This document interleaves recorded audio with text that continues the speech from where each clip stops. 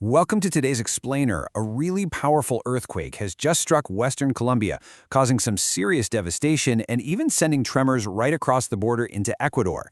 The sudden shaking had people rushing into the streets, and emergency teams are out there right now assessing injuries and the structural damage.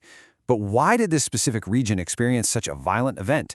And, more importantly, could more dangerous shaking follow? Today, we're going to look at what happened, the immediate aftermath, and the science behind one of nature's most unpredictable forces. Let's get right into it. So the U.S. Geological Survey, or USGS, reported the magnitude of this quake at a 7.4. Now, in seismological terms, that is a major, massive event. I mean, imagine you're just going about your day and suddenly the ground is violently throwing things around. People were terrified, sprinting outside for safety. This single number, 7.4, represents an absolutely unfathomable release of energy deep within the Earth, setting off a chain reaction of destruction that authorities are literally still scrambling to assess.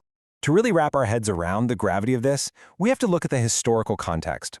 The Colombian Geological Service came out and said, this is the strongest earthquake recorded in Colombia in the last decade, a 10-year high.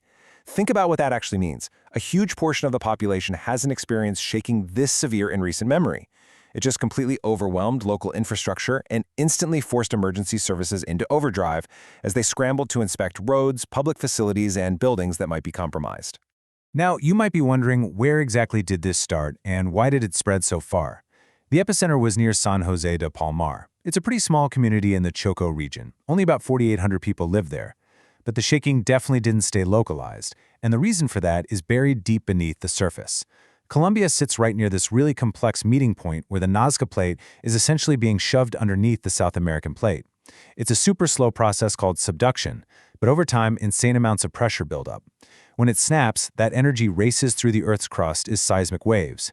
Because the specific quake happened at a staggering depth of 66 miles down, that kinetic energy radiated outward in a massive way, pushing tremors deep into neighboring Ecuador and causing evacuations far beyond Colombia's borders. But, of course, with any major natural disaster, the geological science quickly gives way to a pretty grim human reality. As of the latest reports, which the BBC picked up from Colombia's Caracol Radio, at least 50 people have tragically lost their lives. When an earthquake hits with this kind of raw power, the destruction goes way beyond just concrete and steel. Rescue teams are out there frantically combing through the rubble, while hospitals and emergency services are on high alert, preparing for more casualties as the recovery effort continues. If we break down exactly where this disaster hit hardest, you can see the impacts were really concentrated. The Valle del Cauca department suffered the highest toll, with 28 lives lost.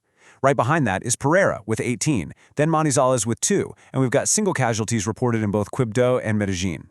Looking at these locations, it really shows you how widespread the deadly force of this earthquake was. It didn't just hit one spot, it ripped through major population centers and rural departments alike. To get a sense of what it's actually like on the ground right now, listen to what Choco's governor Nubia Córdoba had to say. She put out a statement saying, "We have just experienced a major earthquake in the Department of Choco.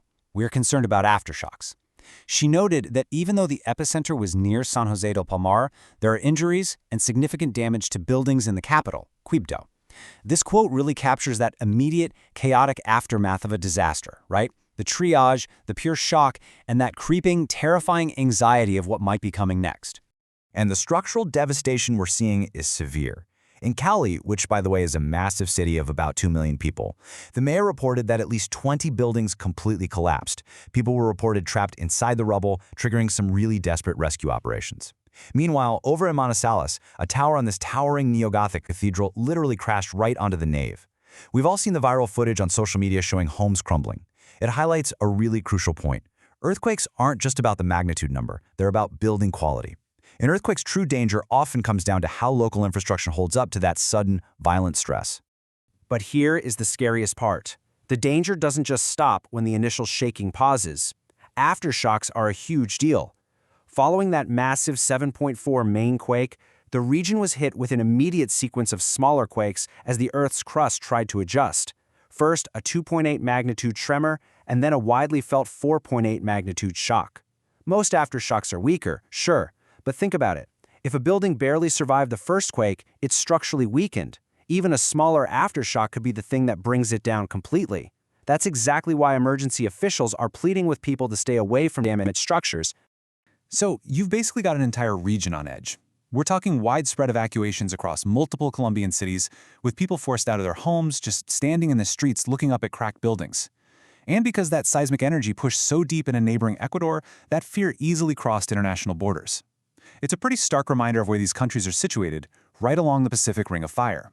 It's this massive zone circling the Pacific Ocean that's just notorious for intense tectonic activity. It makes Colombia, Ecuador, Peru, and Chile part of one of the absolute most active seismic regions on the planet. Which brings us to a really sobering question. With residents still trapped in the rubble, and emergency responders literally putting their own lives on the line to dig them out, how many more aftershocks are going to strike before these rescue operations can safely wrap up? The truth is, scientists can't predict exactly when the next earthquake will happen, but every single major quake gives us new data. Data that can eventually improve earthquake-resistant construction and emergency planning. The ground might have stopped shaking for the moment, but the recovery and the learning is really just beginning. Thanks so much for joining me for today's Explainer. Stay safe, stay curious, and I'll catch you in the next one.